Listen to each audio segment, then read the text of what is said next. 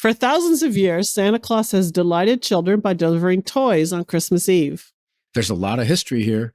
A number of movies depicting his trials and tribulations, and millions of children who trek to shopping malls each year to tell him what they want for Christmas. Taking a sleigh around the world in one night would seem to have a lot of different types of risks associated with it, so we thought it made sense to ask Santa if he would join us for an episode to clue us in. And many thanks to our sponsor for this episode, Culligan Water. Everyone leaves milk for Santa. But did it ever occur to you that he might want some nice, clean water during his trip? Or that his reindeer might as well. Well, Culligan's drinking water systems deliver the superior filtration and refreshing hydration you need to fuel your high-performance lifestyle. Learn more at Culligan.com. Santa was kind enough to take time out of his incredibly busy schedule at the North Pole to talk to us.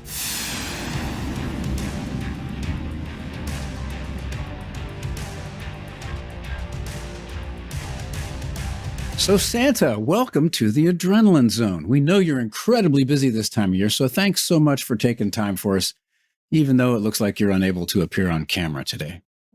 Well, thanks to you both. I'm delighted to be with you, and I do apologize for having to be off camera, but I should explain. I'm up here in North Pole Operations Center, and as you can imagine, we track the world's population very closely. I mean, precisely to be, in fact. I mean, we need to know who every little boy and girl is, where they are, what they want. So, our methods are very closely held because this is, what the government calls PPI, personal professional privacy information, and we get in trouble if we abuse any of that. So, for proprietary reasons, we just can't allow cameras in the ops center.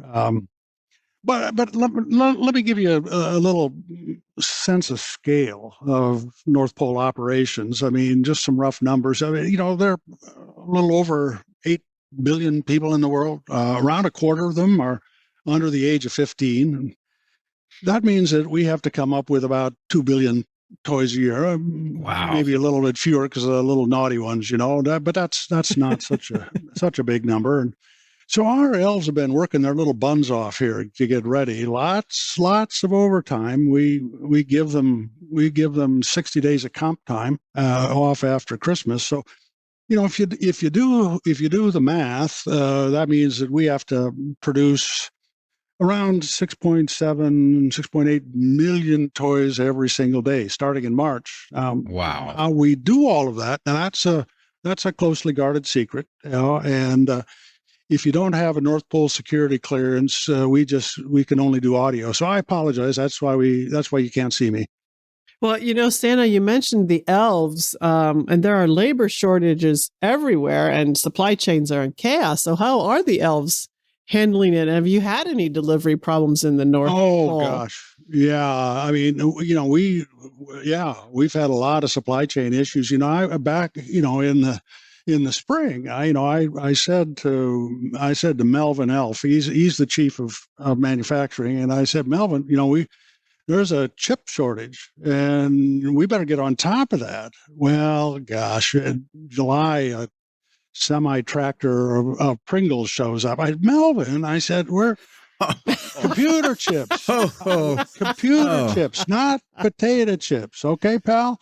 So we had problems there. But, you ask about elves. I mean, I'll tell you, you cannot get a good elf these days. I mean, ever since the great elf resignation, it's been tougher than blazes to get elves. And, we thought about moving our manufacturing down to Florida. A lot of elves down in Florida, and Texas too.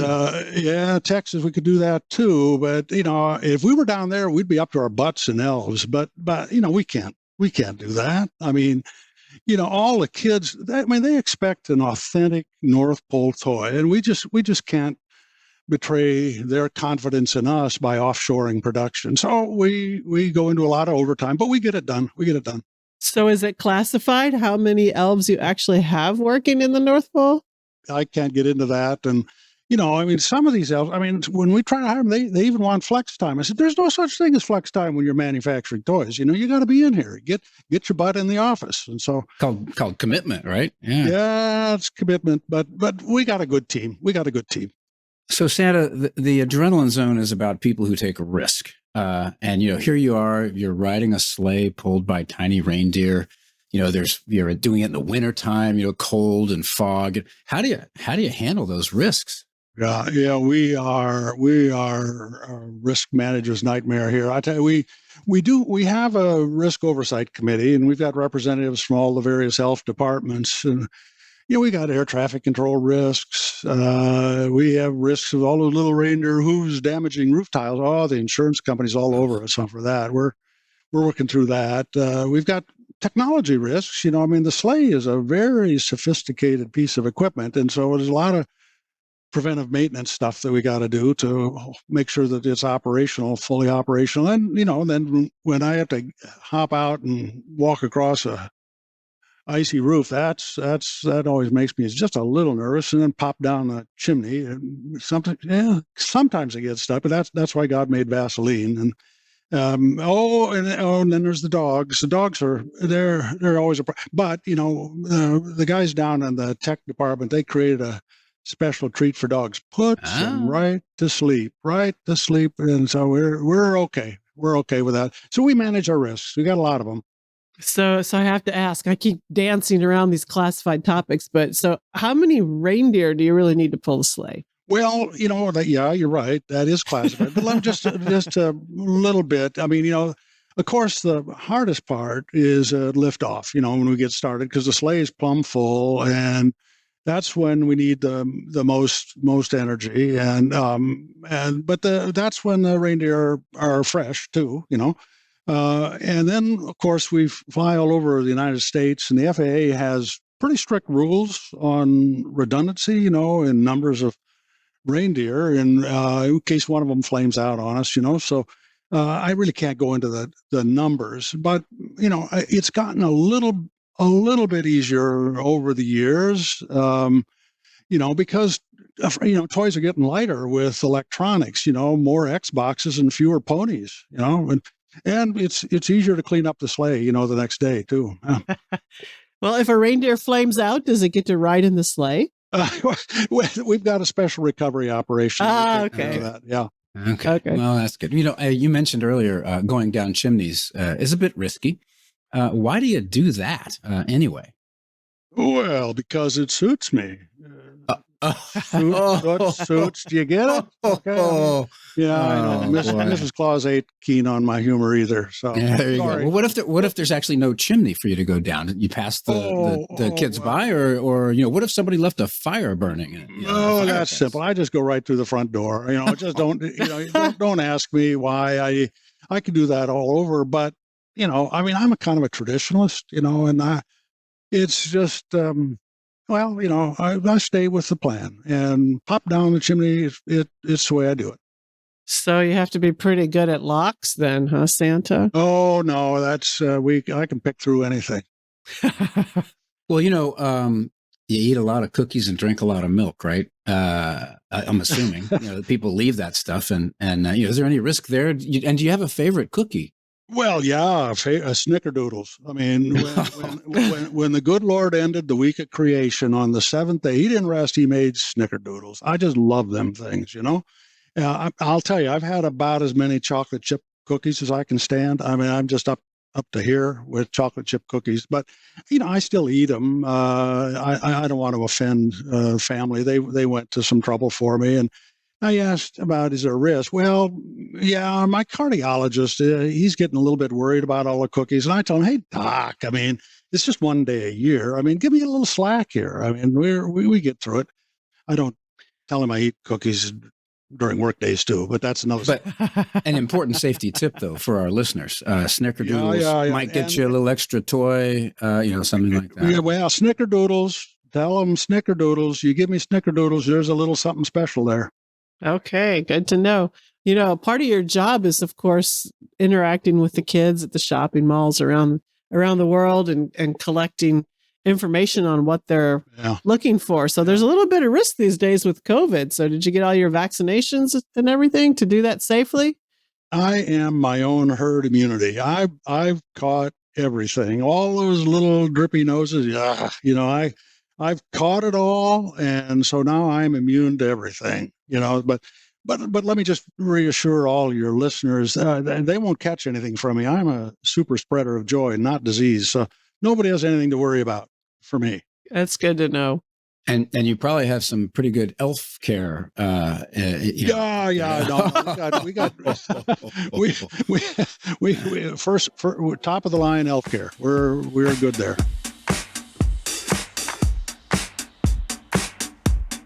I don't know about you, but it's that time of year when I'm busy making my New Year's resolutions. Yep, with the new year coming, it's an opportunity to examine our health and lifestyle and commit to making changes. And one of the things you can look at is one of the most important things you do, staying hydrated. And Culligan can help. With cutting-edge filtration that can target contaminants as small as a single atom, Culligan's reverse osmosis filtration systems deliver the next level hydration you need to stay healthy. Get started by scheduling your free water test at culligan.com. So every now and then, at the shopping mall, you might run across a kid who, just doesn't believe in Santa Claus, gives you a hard time. What do you do about that? What do you call them? Oh, those are the elves. They call them rebels without a clause. Yeah, there you go. Yeah, just I always say, remember, if you don't believe, you don't receive. There you go. Pretty straightforward. Yeah. And the name Old Saint Nick, how'd you get that name? And by the way, how old are you, Santa Claus?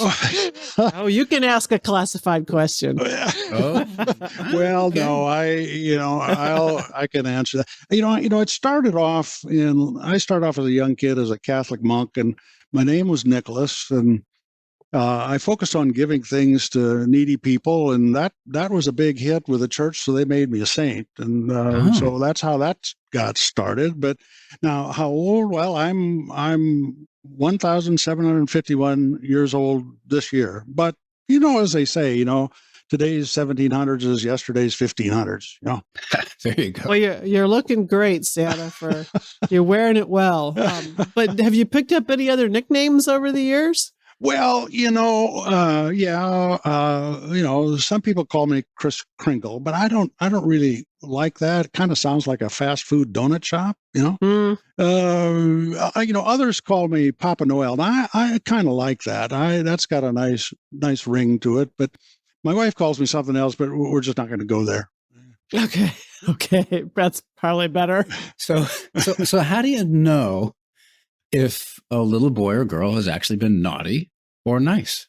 Data analytics. I mean, we do all of that down at the EDAC. That's the Elf Data Analytics Center.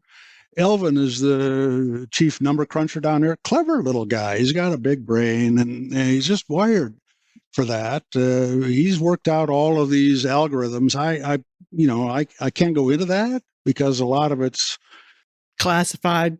To be honest, frankly, I don't understand it. I was an English lit major. I don't. So now, where do we get all the data? Well, we've got a lot of sources for data. The internet is just replete, and we're able to get pretty good read on it. And the EDAC does a great job of through their data analytics. So we're pretty confident about it. Now, I do want to reassure everybody. We follow the law, and the European Union put in something called the General Data Protection Regulation. It's a privacy thing, and but we've worked out a waiver, with the EU, so I can track all the kids, and they know we won't misuse the data. I mean, we got a good heart. So I guess it's be careful what you put up, what you post if you're a kid, right? Because Santa's watching. Yep. Yeah. Okay. Boy, there's a lot of little naughty stuff those kids put on Facebook. I don't understand. Oh, I know it.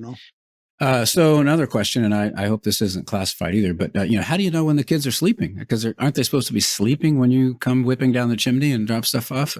Well, occasionally, some kids pops awake, and we use advanced technology for that. Now, Kevin is the lead elf down in the development lab, and he found a good solution.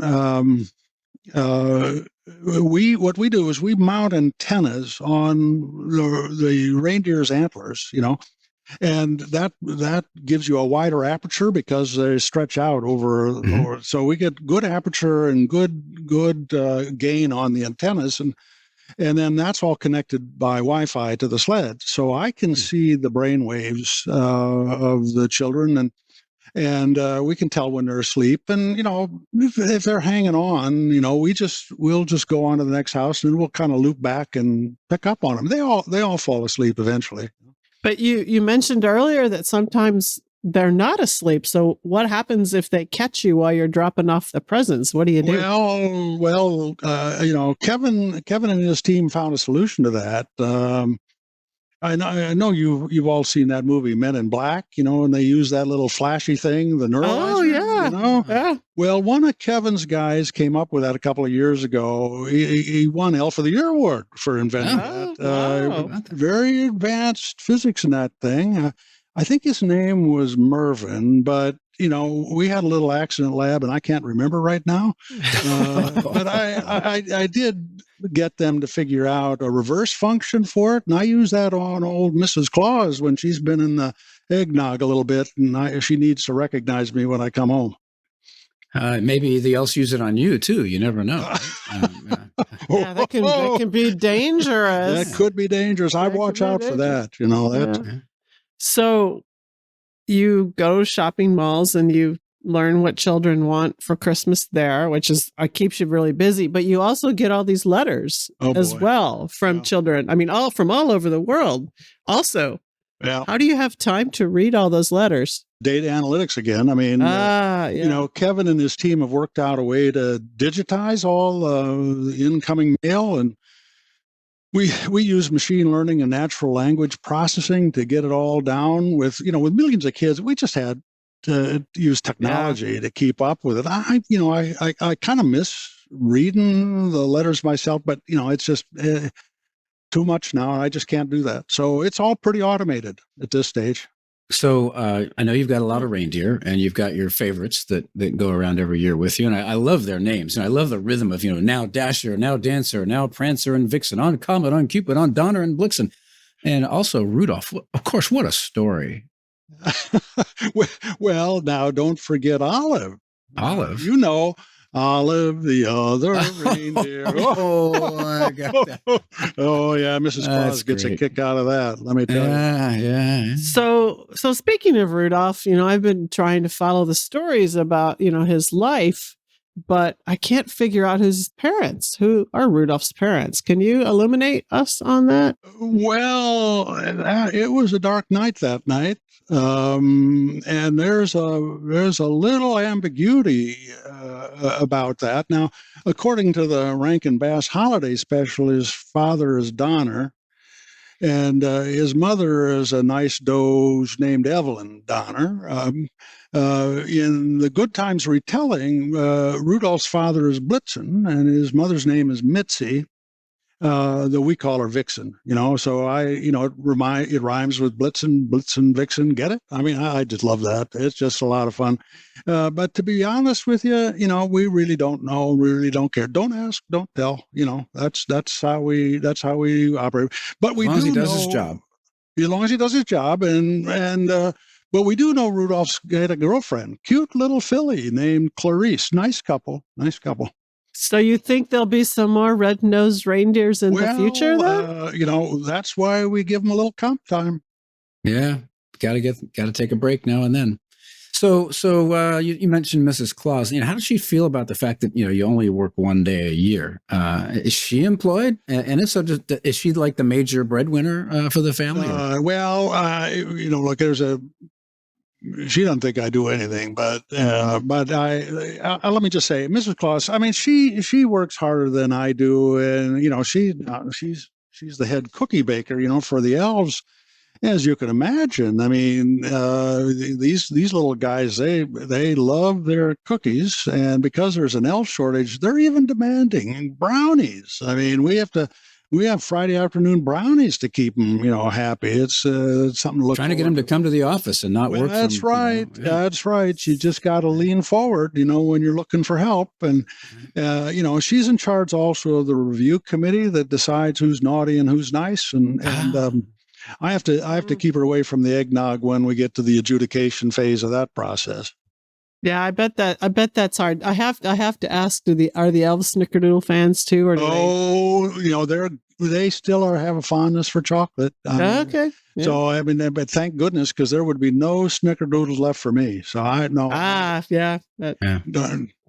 So I have to ask maybe another classified question, but I've always been curious about how you manage to make it around the world in 24 hours. That's a busy, busy night, and the world's a big, big place. Yeah, well, we do all of that planning down at the EFO. The EFO. Yeah, flight ops. Okay, of course. Now Elvin is in charge of flight ops down there. Now he's a retired command sergeant major. You want an enlisted guy to run your flight ops. You don't want an officer. You put them in the PR department, but you want a good NCO down in the flight ops, because there's so much work that's down there. He and his team are down there. They're filing flight plans with the FAA and all around. They got a lot of work to do, but let me tell you, they do a good job. But I should say, that I don't experience time the same way you do. I mentioned earlier how old I am. I don't feel old. On Christmas Day I do, but it's one of the reasons is that time is different for Santa. It's one of the reasons it's so hard to track the sleigh, because we kind of operate in a different dimension. Physicists don't yet understand it. It's something similar to what they mistakenly think of as dark matter and dark energy, but it's really different. It's different from that. Someday humans will figure it out, but they don't got it right now. And I just can't tell you what that all is. But if you can just use an analogy, it's kind of think about it. How do I get all those toys, world toys, 2 billion toys into a single sleigh? And it's really enormous inside. You just can't experience it when you're on the outside. So you have to kind of think of it. It must be kind of like a black hole event horizon.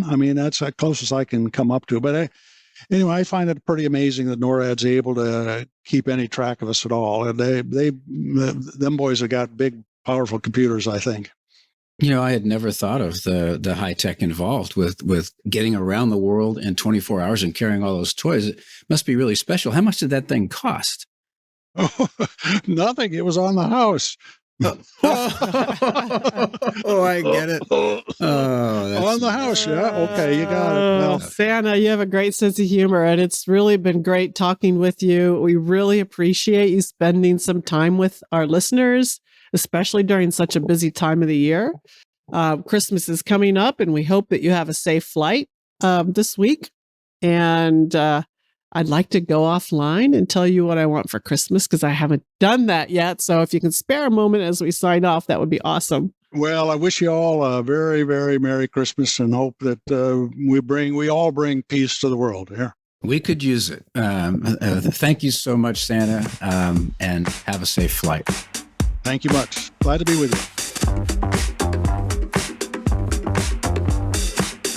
Like Santa, you're passionate about pushing yourself to new heights. Culligan's water experts feel the same. And as you can hear during this episode, Santa is embracing new technology to get his job done, and so does Culligan. Their smart reverse osmosis filtration systems deliver the ultra-refreshing, pure-tasting water you deserve. And their app also lets you set drinking water goals, see water quality information, and get filter change alerts. They make it simple. Get started in the new year by scheduling your free water test at Culligan.com. Wow, what a great discussion with Santa Claus. I had no idea he, or actually the elves, were so technically sophisticated. Well, and of course, as Santa mentioned, the North American Aerospace Defense Command, or NORAD, actually tracks Santa on his journey each year. So we thought it made sense to talk to the person who leads that effort, General Glen VanHerck, who is NORAD's commander. We caught up with the general at his headquarters in Colorado Springs, Colorado. So it was great talking with Santa Claus, but now we're privileged to speak with the person whose job it is to track Santa while he's on his journey. That's right, General Glen VanHerck, who's the commander of the North American Aerospace Defense Command, otherwise known as NORAD, as well as U.S. Northern Command, is with us to kind of follow up and let us know how this whole thing works. General VanHerck, welcome to the Adrenaline Zone. We're delighted to have you on the show. Well, Admiral, it's an honor to be here with you, and I look forward to talking about Santa and NORAD Tracks Santa and the missions we do both at NORAD and United States Northern Command. You know, and let's start with that. You've got a big job as both the commander of the U.S. Northern Command and the North American Aerospace Defense Command. Can you tell us a little bit about what those two commands do? Absolutely, Dr. Magnus. So in my NORAD hat, first, I'm privileged to be the 26th commander of NORAD. NORAD stood up in 1958. Here we are, 64 plus years later. In the NORAD hat, a binational command with the Canadians defending North America. First is aerospace warning. If it flies, it emanates from space. It's a threat to North America. We identify that threat. Or it may not be a threat, both military and civilian. If it is a threat, then we do aerospace control as the commander of NORAD. And we have fighters on alert each and every day to respond. The other mission we do at NORAD is maritime warning. We track vessels all around the globe that could potentially present a threat to North America.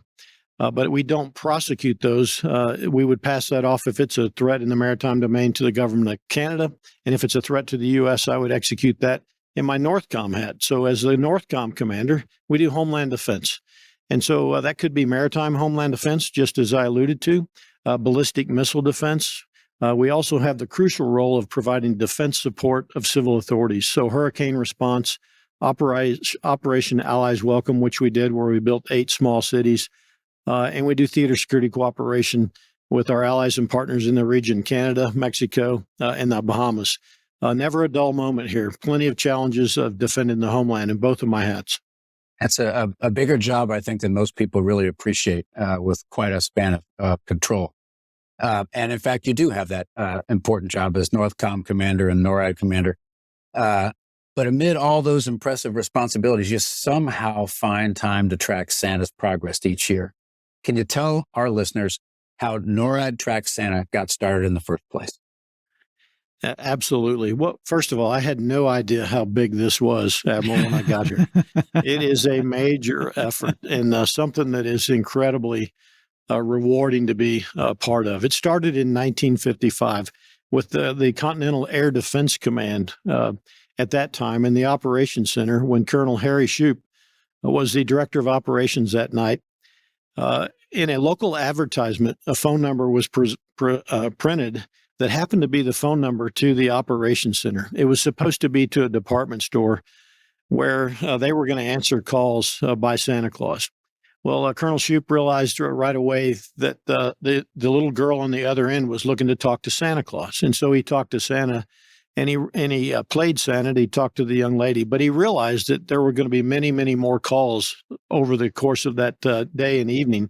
And so he set up the command center to provide support to everybody that called in. And here we are now 67 years later, still executing NORAD Tracks Santa. So it's all because of a typo. That's correct. It was an incorrect phone number. I love it. That's how missions get expanded, I guess. So let's get behind the scenes a little bit. Can you tell us how you really track Santa? Because he flies all over the world in a sleigh and is a very busy guy. Yeah, Dr. Magnus. So we utilize the same systems we utilize each and every day to track various objects around the globe. And it starts off with our North Warning System, a series of 47 radars, very powerful radars that extend across the northern part of Canada and Alaska that are focused towards the North Pole, where Santa Claus is going to come from.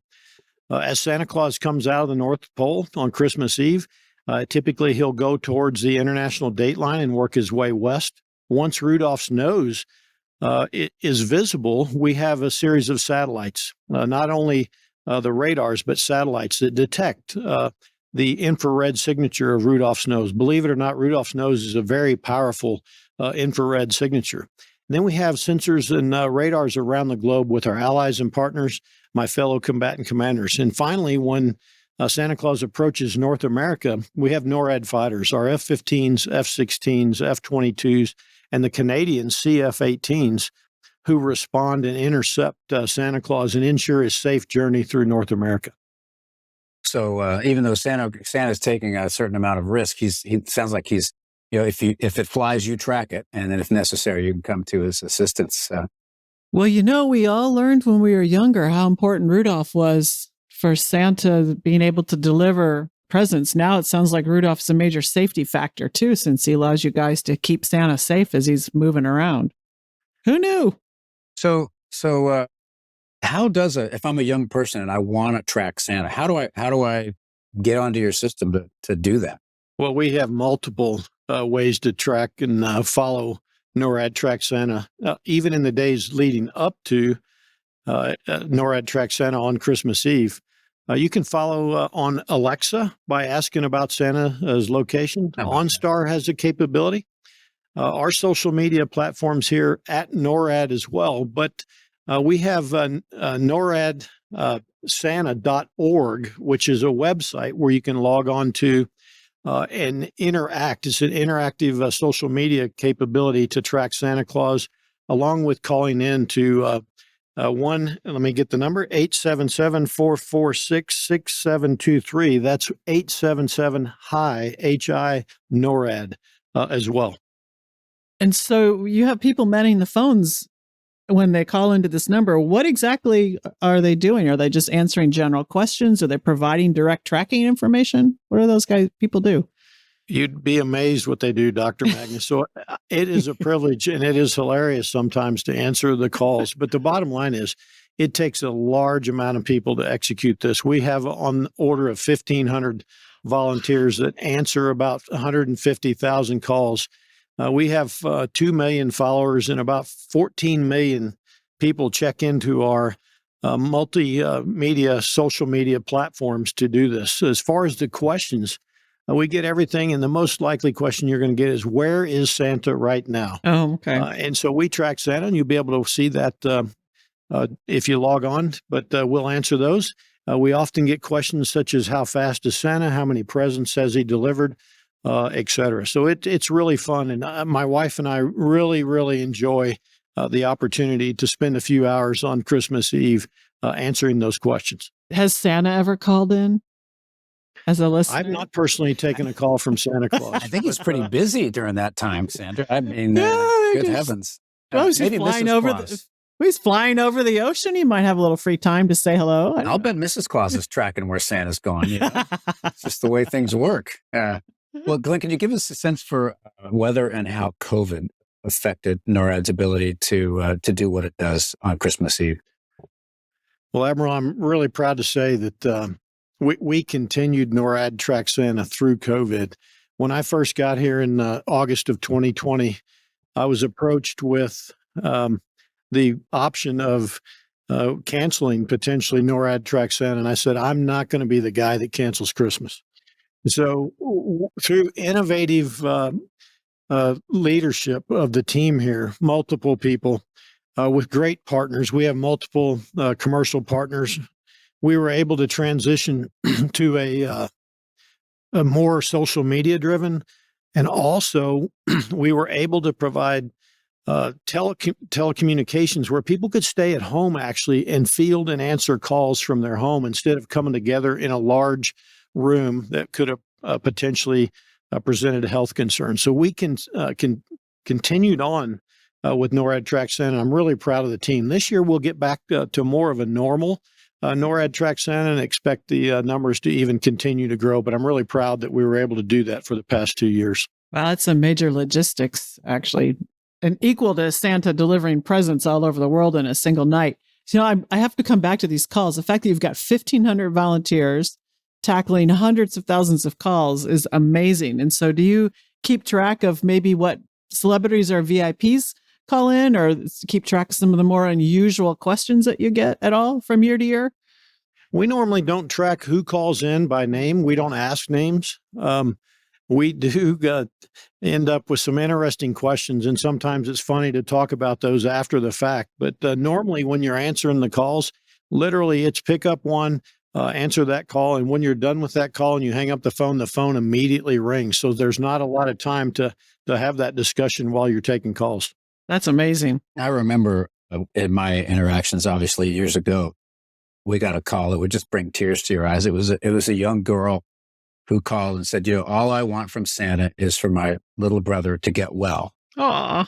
And he had some kind of disease that, that's what she wanted from Santa Claus. It was just like so touching. And you get a few of those calls. It's pretty amazing. Yeah, absolutely. We do. Well, those are the ones that make it truly special. The ones that it's clear they're firm believers. They understand the power of Santa Claus. And they're expecting to get that message delivered. So it's really an honor to have those conversations. If you don't believe, you don't receive, right? Something like that. So one thing I've always wondered is whether Santa, flies over places, that there's a little tension with, like Moscow or Pyongyang, who are not exactly, friendly with the U.S. and Canada. Any insights there, General? Well, what I'm tracking is if you're a believer and you're in bed in the hours that Santa Claus approaches your location, that Santa Claus visits all those boys and girls, I think it's key that you're in bed. He normally comes between about 9 p.m. and midnight. And so I would tell all the youngsters listening right now that make sure that you're in bed. But as far as I know, he goes all over the world to those believers and those folks that are in bed.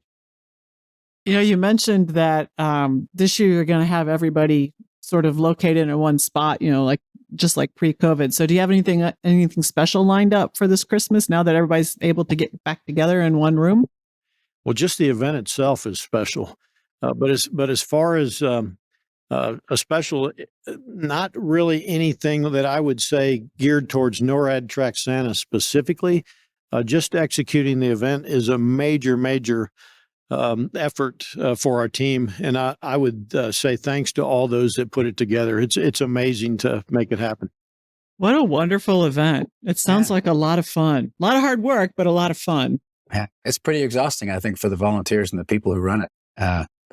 Well, General VanHerck, we really thank you for spending some time with us today in the wake of being able to talk to Santa Claus. Thank you for what you and your team do every day, protecting our country and also Canada. Thank you for NORAD Tracks Santa Claus. I mean, it's such a wonderful event that hundreds of thousands of people look forward to every year.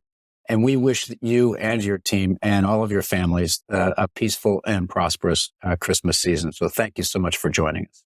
Well, Admiral Winnefield, Dr. Magnus, thank you. I get up every day very humbled to have the job to defend our homelands, knowing that this is the most noble job that anybody could have when you serve. And so it's really an honor and a privilege to talk to you today and to lead the men and women of both NORAD and United States Northern Command. All right. Merry Christmas. Ho, ho, ho. Merry Christmas. Well, what a great discussion with Santa Claus and General Glen VanHerck, the commander of NORAD, which tracks Santa annually on Christmas Eve. You can follow Santa's Christmas Eve journey at noradsanta.org. And many thanks to Dr. John Hamry for assisting us with this episode. I'm Sandra Magnus. And I'm Sandy Winnefeld. Thanks again to Culligan Water for sponsoring this episode. A high-performance lifestyle like Santa's deserves high-performance water. Learn more at culligan.com. We hope you and your families and friends enjoy a peaceful and safe holiday season. Don't forget to check us out on social media, and we'll see you next week.